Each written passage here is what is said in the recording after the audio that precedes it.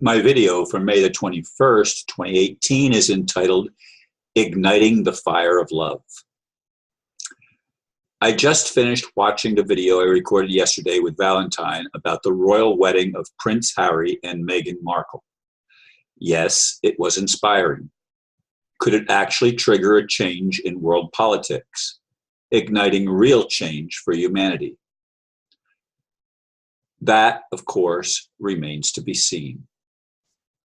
All my life, I've lived with the expectation that a truly loving God would turn things around and bring the kingdom of heaven to earth so that we could be liberated from the money control grid and the continual war games that have plagued the human race for eons. Could we actually be set free from the bondage imposed by those claiming some divine right of supposed royalty? So many of my friends say it's up to us, that God won't do anything. As I've said many times, if it depends on us, it won't get done. We have been limited in so many ways, robbed of truth in a world dominated by lies. With all my heart, I long for upliftment, and yes, for actual healing of the aches and pains in my body. I want to experience what it's like to be whole again, for the first time in a very long time. I'd like to help ignite the fire of love. This is actually the second time I've recorded this. I wrote that blurb and recorded it very early in the morning. In fact, before 5 o'clock, I was already recording.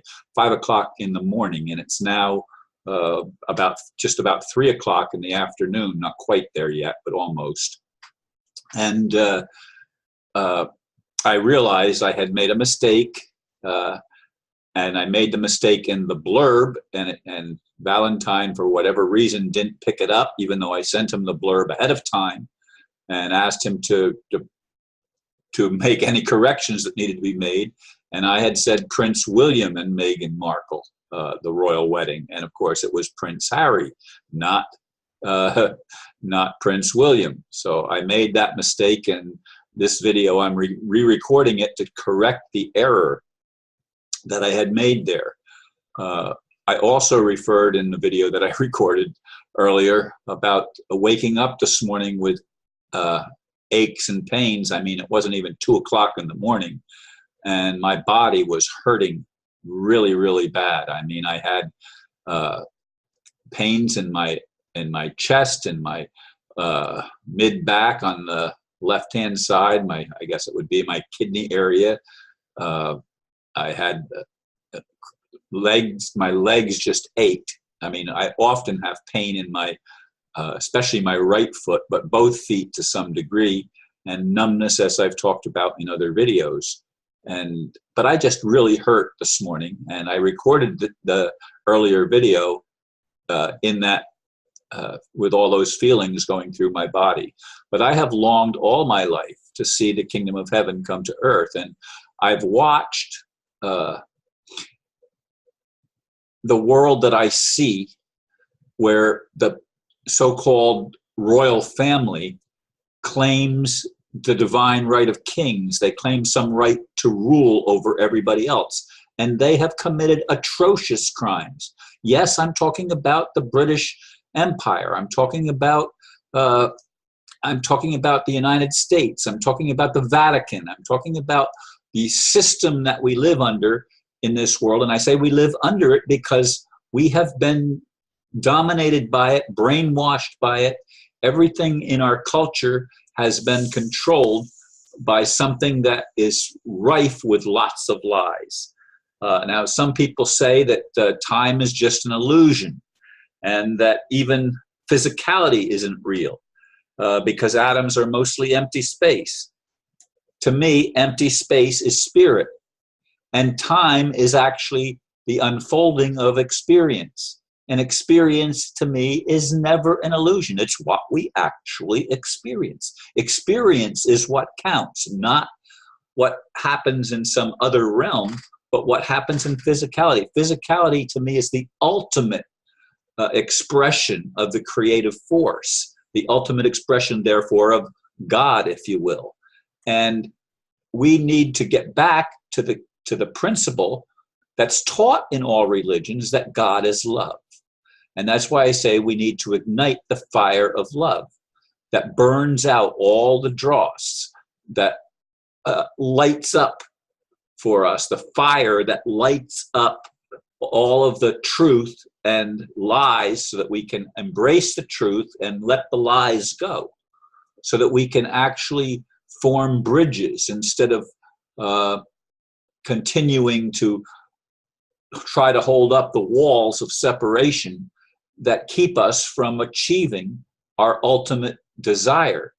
Now, people say that we live in the Kali Yuga age, where everything is at its worst development, and I've watched a video earlier today about the different creations. This is the fourth, or I don't know. I think the video just said the fourth creation, but I've seen others that said this is the fifth creation, and whichever one is true is, to me, is not completely relevant.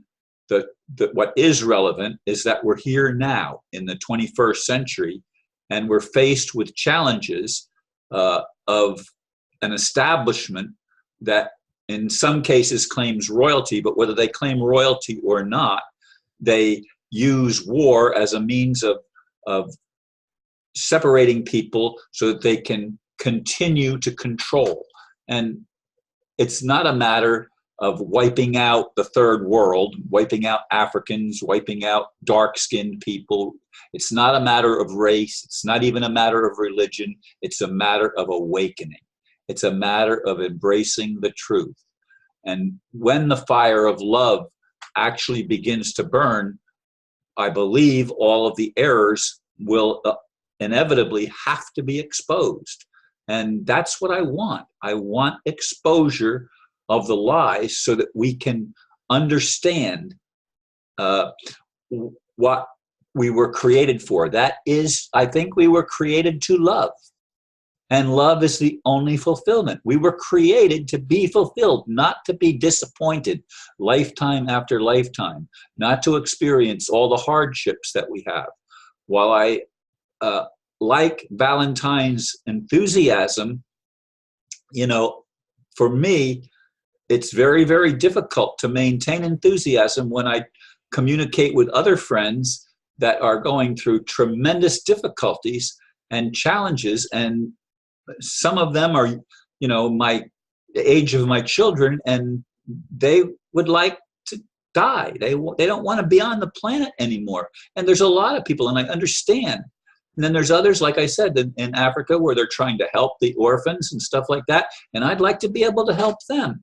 But PayPal won't even accept donations to them. I have to send it through somebody in the United States to get to Africa, and I'm not sure how they work that. But then there's more and more people that want more money, and I just I'm on Social Security, and I don't make a lot of money. It's considered poverty income in the United States, and they expect that they want $1,000 or $1,200 and stuff.